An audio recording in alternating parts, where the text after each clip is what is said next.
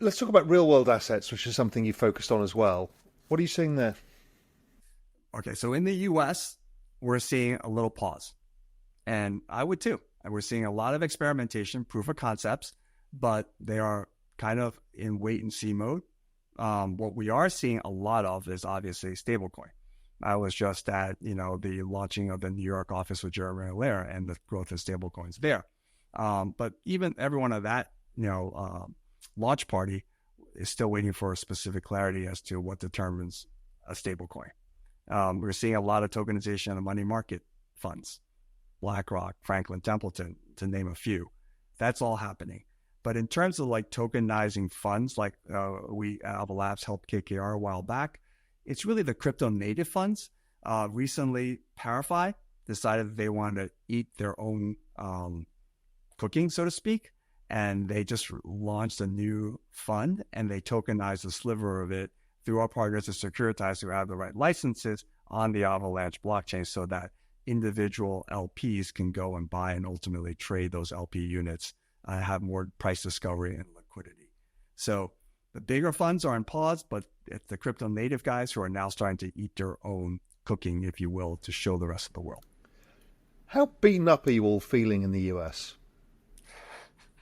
Because it is, every conversation I have is like, everyone's hanging their head. It's like, when regulation, everybody's been sued. It's been a terrible environment. Everyone's moving forwards, but it's been bloody hard. What we've done is really moved our energy to different areas. You talked about Asia. So, my team has spent a lot of time in Asia this past 3 or 4 months talking to different companies. We've gone to the Middle East, Latin America. So Avalanche's big summit now is going to be in Argentina in October, in a month from now, because 30% of the Argentinians actually use current cryptocurrency as a way to daily transact. So I think looking at everything from a U.S. perspective, yes, it could be kind of frustrating, but what we've done is channel energies the rest of the world that are adopting much faster. You started the beginning of the conversation talking about the ICO boom in 2017. And ICOs were such an obvious way of coalescing capital really fast, very suitable for a space like this that innovates, dives, thrives very fast. So the time cycles are super fast.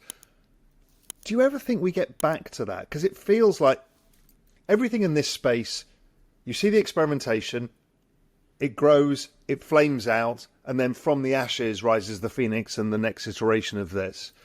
It feels like that ICO stuff is still under business is not finished. Businesses are not finished in terms of that. You're absolutely right. I think the technology's improved a lot. User interface is not perfect yet, but it's also better.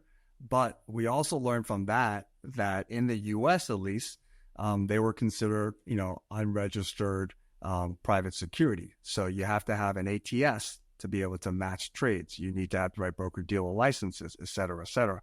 So I think the dream of that is still there and it will happen, but it's going to take more time. I think really what's happening is the technology's improved so that, don't forget, right after the ICO boom on Ethereum, you have crypto kitties that inflated fees because the technology wasn't there.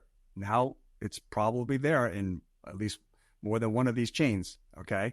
But the regulation is not there yet so that people will adopt it from the issuer perspective.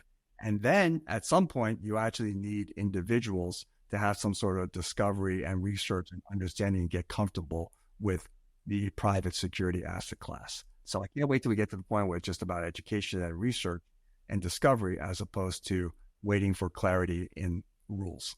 We hope you enjoyed the video. At Real Vision, we help you understand the complex world of finance, business, and the global economy with in-depth analysis from real experts. Join the revolution at realvision.com.